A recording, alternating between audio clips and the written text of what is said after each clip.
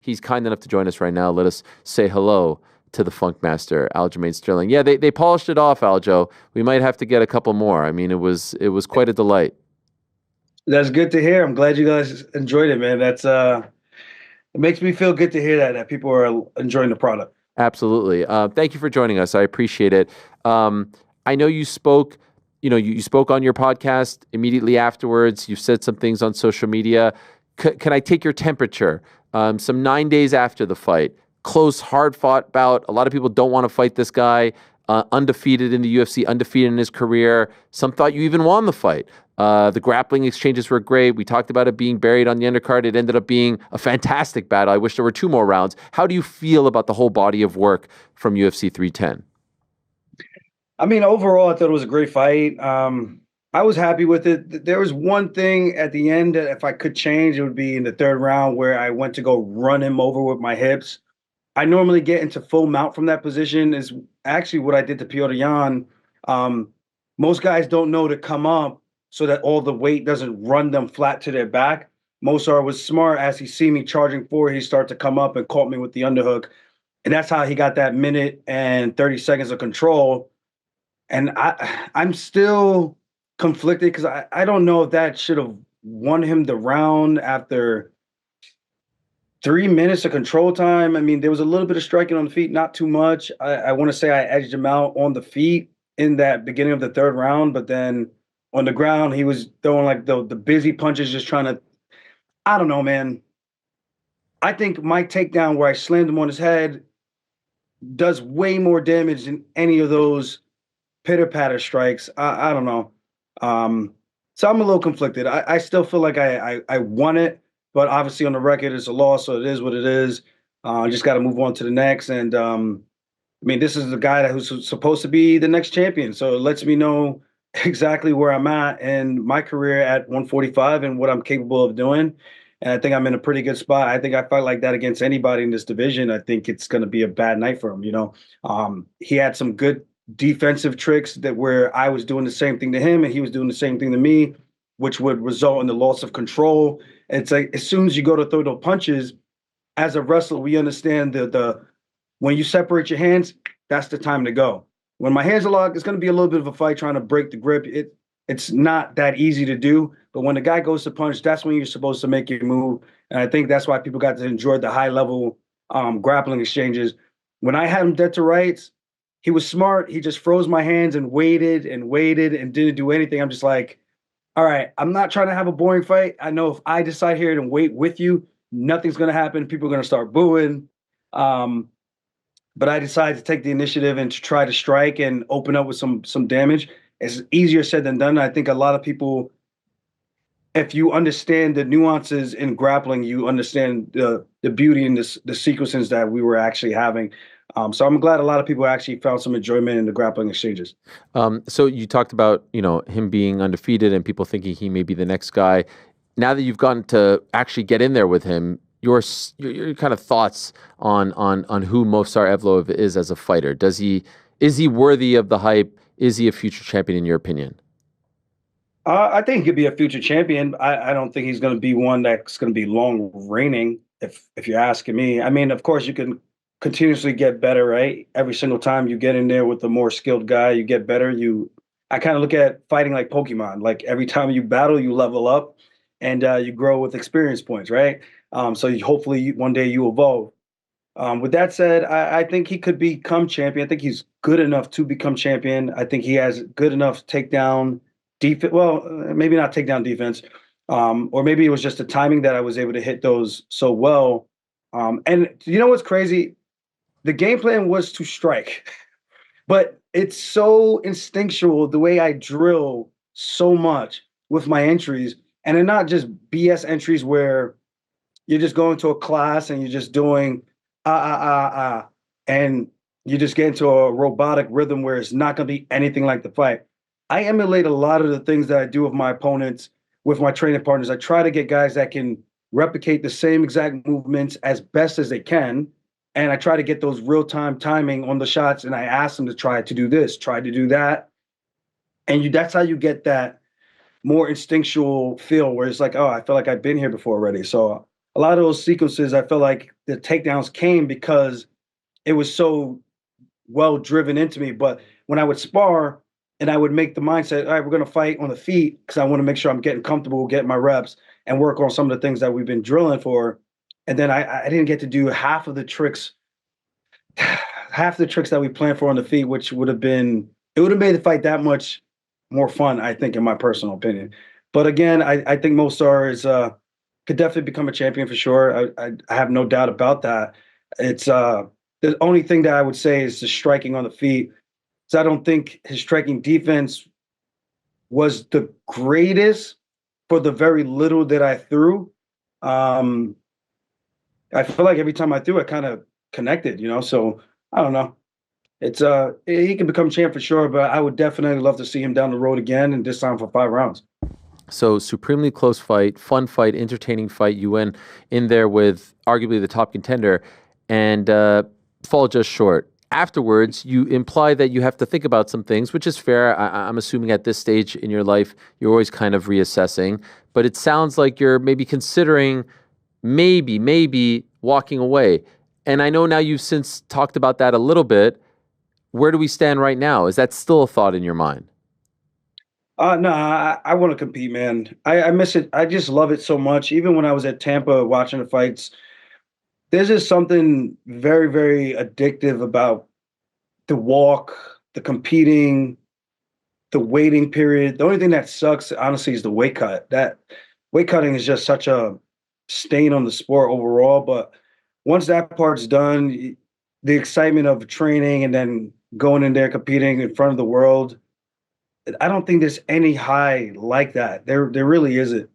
And for me to hang it up when I know I still have gas in the tank, I feel like I would be doing something that I might regret later on. Whereas it's going to be like, damn, I wish I would have just done a few more when I know I had the physical capability of still doing it versus when I'm in my 40s and then I'm looking back like, man, I could have done one more. I should have did it. So that's where I'm at. But it's tough to go through a tough training camp like that and to get beat like that. It kind of leaves a sour taste in your mouth where you're just like, man, I did all that just to lose like this in such a close fight. There's bittersweetness about it. You know, the positives. I know where I'm at. I know I can be the best in the world again. And then the shitty part is like, man, I just did weeks on weeks of training. I did 2 training camps back to back because of this stupid injury. Mm. And just to come up short, I would almost rather get beat convincingly where I'm just like, there's nothing I can say. I have nothing I can say. I just came up a little short for the judges. I'm thankful that a lot of the fans thought I won. I still think I won. And I can live with that. And so that feeling there, is that just like you sort of coming to terms? Like where does that, clearly you still want to fight, clearly you still love it. Where does that sentiment come from in the immediate aftermath? Just to walk back when everything hits you, the adrenaline starts to come down and you're like, man, you're looking at the mountaintop, you slipped a little bit and you got to pick yourself up. And it's just like, man, I got to climb back up this hill once again. And I've been here before. You know, I went 4-0 my first UFC contract, 3 finishes in a row. That's when I was young, making 135 super easily. And then I lost my first 2 fights on my next contract to Brian Caraway, then to Rafael Santal by split decision. I come back, I finally win. And then I win 2 in a row. Then I get knocked out by Marlon. And then I'm just like, oh my God, this sucks. And then I climb back up the mountain again. I go on a crazy run, beat Sandhagen, someone who was a young prospect that they were touting as the next champion. Beating Pedro Munoz, who just knocked out Garbrandt, beating Jimmy Rivera. I beat so many guys to get to this point, to fight for a belt, get the DQ, and that leaves a bad taste in my mouth. It's just shitty that a lot of fans turned on me and thought I was acting in a real shitty situation. And then I go back, I get redemption, but fans still don't think it's good enough. So there's a lot of emotional roller coasters in this. And I'll tell you one thing, going through in Tampa, man, I felt the love. I was like, this is nice. I forgot what this felt like. You know, after I beat Pedro in Sandhagen, you know, that was like the pinnacle of the fan love that I got, and then I just went to straight hate and just weird energy. But it was cool to see that from the fans, man. So that, that's always a motivator as well, because that's why we're doing it at the end of the day. But after the fight, that's the aftermath. You think about all those things, and you gotta be real about where you're at in your career and your life, and you have to question, like, do you still have the motivation to go through another grueling training camp like that again, to climb the mountain with uncertainty that you're not sure if it's going to be good enough that you're going to win? Because at the end of the day, every single fight's it's an unknown. You really don't know what's going to happen. You can prepare as best as you can, but you got to be realistic and know, like, there's still a chance, even though you might think it's slim, but there's still a chance you could get caught and you could lose the fight. Saw that photo of you and Movsar after the fight. What was that interaction like? It was cool. Movsar's seems like a nice guy. I got nothing bad to say about the guy. I know people were making a bigger thing out of their little steroid stuff. And it wasn't even steroids, it's PDs, whatever. But again, I always make sure when I speak, I say things and not in an absolute. Again, I spoke on that, on what I was told from information. I have no idea what the guy does. I'm not in his bedroom, bathroom. I'm not traveling with the guy, so I have no idea. I just know people don't say that about me, and that's all I want to clarify. And I jokingly said, like, and then people gonna say it's not a joke, that I would get tested every day just to prove that I don't do shit. And I don't know if most of my opponents or any of them could actually say the same thing. I don't know. But again, it's just all my thoughts. And as the great Nate Diaz says, they're all on steroids, man. So I don't know. But again, Movsar's a cool dude. No negative energy afterwards. And we actually saw each other like multiple times after the fight. I was just like, oh, right, the dessert, right? At this point, are we friends? Do we start training with each other? Like, what are we doing? What happened that you were in the restaurant, right? And he sent you desserts? No. So they got him dessert, but he doesn't apparently eat sugar or some shit like that. So he gave it to me because I guess he knows I eat everything. So I took it, I ate his, and then the owner, Mutalin, he actually got me my own at Nuka, and that was pretty cool. So says Forever Champ or Champ Forever. One of those. Champ Forever or Forever Champ, and I thought that was cool, because at the end of the day, what I've done is still going to be in the history books.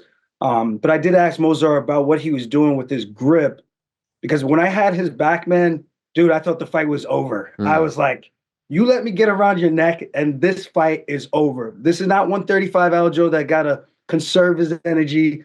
This is a new, younger, I don't want to say younger, but I feel like the younger version of myself, where I was an Energizer Bunny at 135. And then as I got older, it got a little bit harder, and that weight cut just took it out of me the further the fight would go. But yeah, he did something where he was pinching. I don't know. I couldn't tell if he was grabbing my hand or pinching with just his bicep, because his bicep had an extra muscle that I never seen before. But he held it really tight, and I couldn't get my hands out, and we were just sitting in a backpack position while he was almost in like a half split. It was super weird, but I was just asking about that because I was like, that's interesting. I never seen nobody do that, or no one's ever done that to me in the training room before. Do you think he could beat Ilya? I think if he can avoid the strikes of Ilya, I mean, again, it's a fist fight. Anything can happen, but I know if I can hit him on the feet, Ilya can wrestle. He's a stationary target, so he doesn't move as much as I do. So maybe Movsar could time takedowns on him, but I know if Ilya hits him and connects, yeah, that's not a good night for Movsar. But can he grind him down for 5 rounds? That's always possible if Ilya doesn't come correct and he lets himself get taken down a few times, takes the power out of his arms. Now his punches don't have as much pop and snap on it. It makes for a very intriguing fight. I wish they would just do the fight right away so we could get some clarity and keep the division moving versus the rematch. But again, Volk is all-time great, so I think he has earned that if there's anybody who does. But yeah, I guess that's where it's at right now in this division. Okay, so now speaking of the division, it seems like you've got that itch because I've seen you mention Ortega and Arnold Allen, and there's the man, Merab, and I'll ask you about him in a moment. But what about this? Arnold Allen in March? Are you saying, there it is, good scrap, but it's on to the next? Arnold Allen, let's do it in March, mate. What do you think? So are you saying Arnold in London? Is that what you're interested in? I mean, I think London would give me 12 weeks, Yeah. years or something like that, or 10. And I think that's ideal. This way I can help Merab and then have him finish up his camp for Umar. I can help out Nassim for his fight in February with Bonfim. And then I could jumpstart my camp with the Umar camp and be ready for our March turnaround. Either him, Ortega, I heard he's going up to 155. I love Ortega. He's the man. Like, dude's super chill. But I mean, we're not like best friends or anything. So I don't have a problem calling him out. It's not on anything disrespectful. You're like that. That's one of the homies I fought on the car with multiple times. I fought with him in Fresno, where it was a really bad night for me, a great night for him. I fought with him in Anaheim, where he won, but it was a way better night for me with my fight with Renan Barao and his fight with Renato Moicano. You know, he came back and finished the guy in the third round. He just showed his grit, even after taking a beating. You know, he's fought the who's of the division at this point. So I just think it would be a great fight with two older guys. I think I'm a bit older, but two guys that have fought for the belt. I just think and he's got a good name value. You know, that was one of the things that kind of annoyed me with the Movsar fight. It's like no one knows who he is, but I think the UFC putting him against me helped elevate him, even though it was on the prelims. I think a lot of people tuned into that and got to see what he was about, got to learn more about me and what I could bring to the octagon as well. So a fight with Ortega, if he stays at 45, I would love that fight.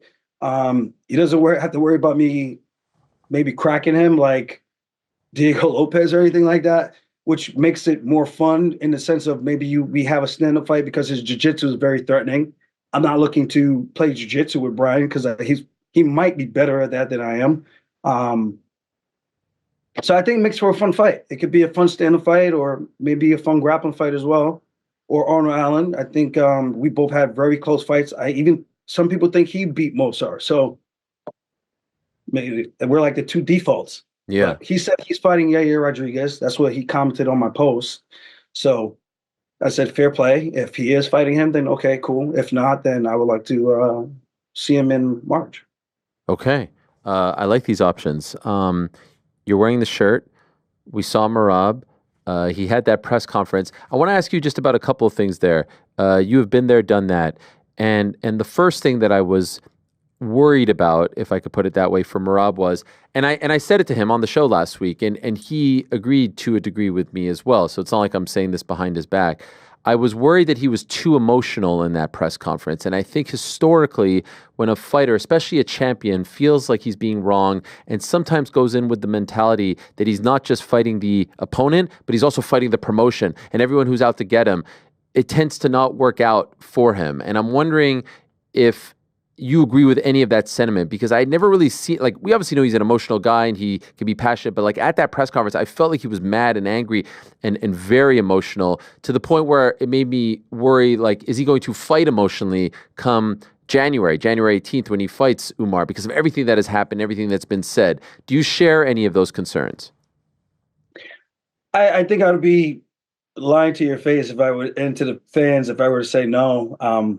Definitely some concern about that, but our goal and our job as corners, as teammates, as friends and neighbors, just keep it in perspective for him. Like, dude, this is just another tough fight. You fought the toughest guys already. You beat the toughest guy. You actually proven that you belong here. You don't have a cousin's coattails to ride off of. Even if the work you've done was decent, but you're not riding off the coattails of anybody. You had to get here the hard way. Keep that in perspective. Know that you deserve to be the champion and you earned to be the champion. Now it's up to you to go out there and defend, but you got to do it with a clear head, level head, stick to the game plan. And our job is to make sure that we fine tune that every single time. Like after this, I want to go watch him spar.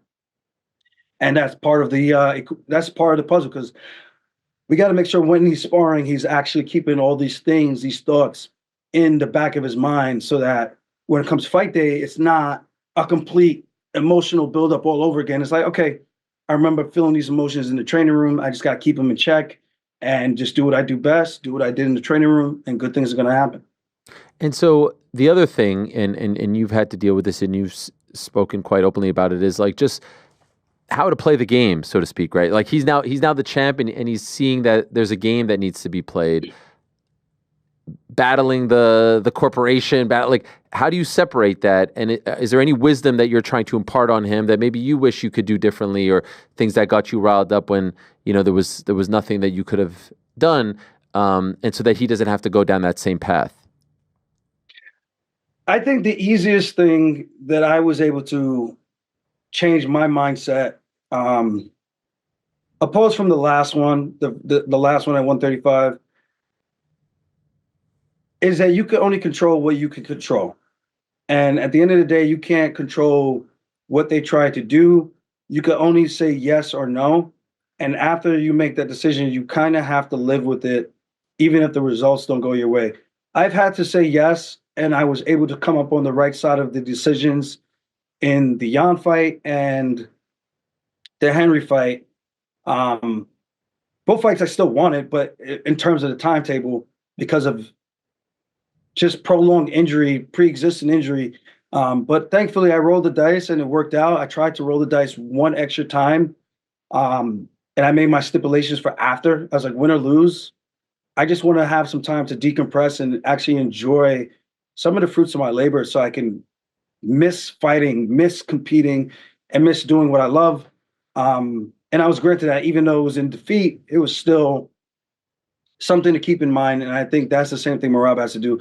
They're going to do what they want to do. They're going to press the buttons that they want, in the sense of trying to get the fights that they want made when they want it. It's not like Merab doesn't want to fight Umar. It was all about the timetable. And I think the talking point that Umar or his team or whoever is on Twitter that riled them up is when they start talking about his country. And my thing is, I respect all religions.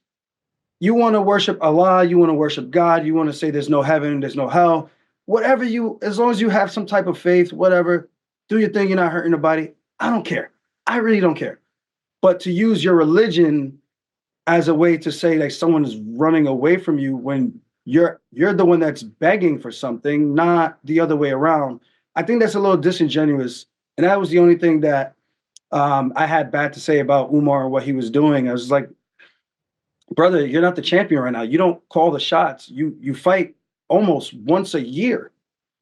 Almost once a year. That's kind of crazy. I don't know. So I just want to make sure we're speaking on facts. Yeah, there are years where he has fought more than once. What I'm saying is the majority of the time there's either an injury or something. I've been there. I know what that feels like. Now you have Ramadan that also puts you out for possibly 2 to 3 months. I believe Bilal fought during Ramadan, if I'm not mistaken. So why is it that for one person it's okay, but for you it's not okay? And why does Merab need to be the one as the current champion? Why does he need to bend for the challenger? That's all I was saying. And I think anyone with a reasonable, logical brain can understand that. And that's why I told Merab, I said, listen, man, if he ain't ready to fight you now, not now in March, let him wait till after Ramadan. That's on him. That's not your problem. Why is that your problem? That was the only thing I would have liked to have seen this fight later on rather than sooner, just so that there's a fair shake on this. Because the last thing I want is people to have, you just want it to be as fair as it could possibly be, right? That's really it. And I don't like anyone getting short-sighted, blindsided, having to take something on short notice. I mean, let's be honest, this fight's being made on six weeks notice, I think, or maybe 6.5 for a title fight. I mean, I understand having to do that if you're a challenger, but as a champion, you shouldn't be relegated to those type of stipulations. It's just not right. Then it leaves a bad taste in your mouth, as in, why did I work so hard to get this position to call the shots or some of the shots, and you're not even getting a fair shake in it, So hopefully we go out there, knock on wood. Merab does his thing. He takes his O, puts on a great performance, and we can move on from this and on to the next. Quick turnaround after a title fight. Where have I heard this story before? Sounds very familiar. Yeah, but the ones who don't understand the sport and what goes into preparing properly for a fight will say, but you should have never said yes. No one put a gun to your head. I'm like, I mean, you are technically right, Mhm.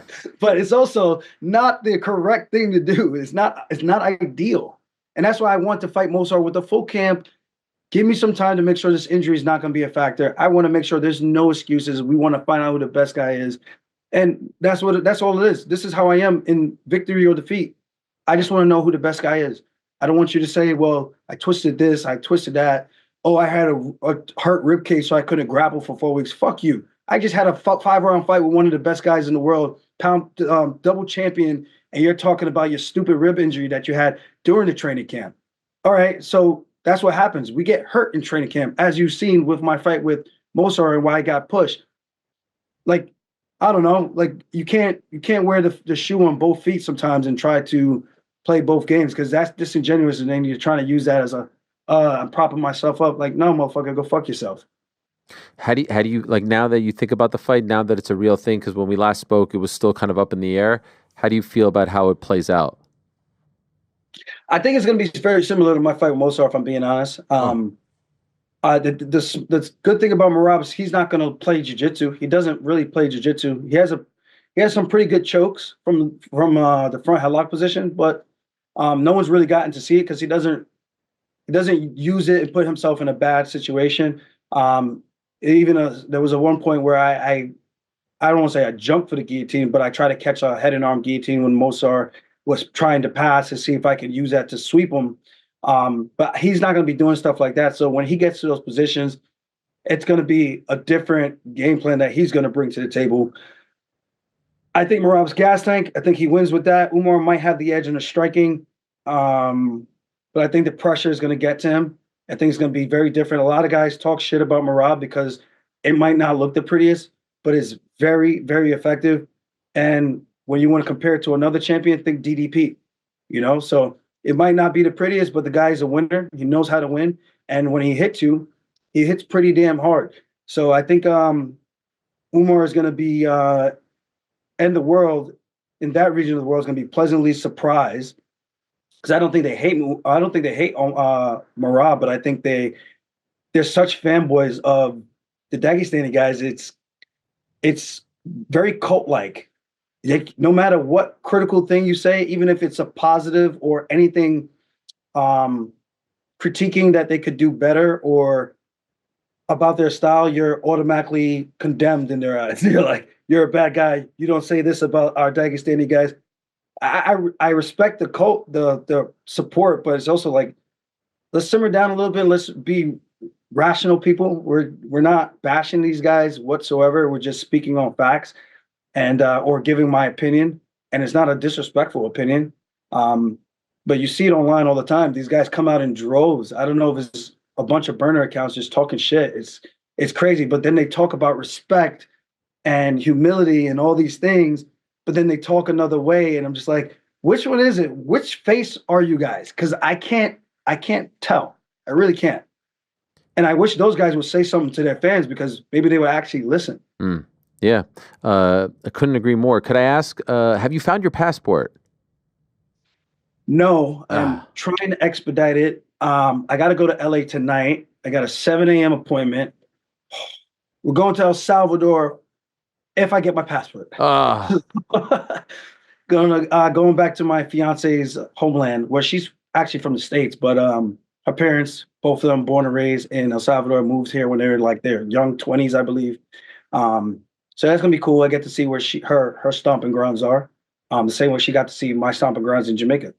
oh man. And hopefully 2025 you can actually get married. I know you've talked about being so busy that you can't even plan a wedding. Is this the year? Is 2025 the year? I hope so. This is the plan. I think secretly she's the one delaying everything. Ah, wow. I'm This the is one in fight camp, and I say just go look at the venues, make the appointments. wow. I would try to come when I could come, take videos or whatever if I can't come because of training, and then we'd be good. But she tends to Oh no. not today, and then it turns into weeks, and then a few months, and I'm just like, I don't know. I don't know if this is my fault at this point. At this point, I don't think it's my doing. Okay, I don't know if I want to get in between that. I just actually feel happy, honestly, because I was worried. I didn't get to save the date in the mail, but now you don't have a date, so I feel better about that. I was getting a little bit, I was like, this is awkward, but now I feel better. So thank you. Thank you. Probably September. Okay. We got some time. Perfect. Appreciate it as always. Thank you, Aljo. Great fight. And I think if nothing else, you proved, both of you proved how ludicrous it was to put you guys on the prelims. Again, a thing that, we get riled up about, you get paid the same, all that stuff. But when you compare it to, say, I don't know, the Crone performance, you're like, what was going on here? That was a pay-per-view worthy fight, if anything. So I'm sure you could take some solace in that. Yeah, I won't say anything bad. He's a Gracie, so I won't say anything bad. Fair enough. I would just say maybe he should have been flip-flopped, but it is what it is. But I do appreciate the time.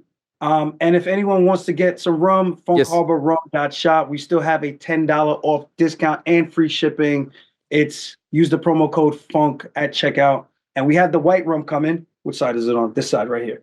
This is going to be here in February. It was supposed to be January, but we had a little bit issue with the timetable just because we had to get the label right. But we're going to have this one. It should be about $20 to $30 a bottle.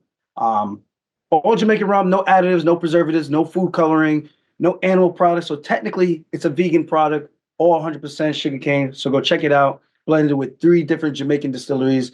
Funk Arbor Rum from the Dry Arbor Mountains. All right. Love it. And you even give us a little accent there, too, when you say it. I love it. That's amazing. Thank you, Aljo. Good luck with the passport, and happy holidays to you and your family.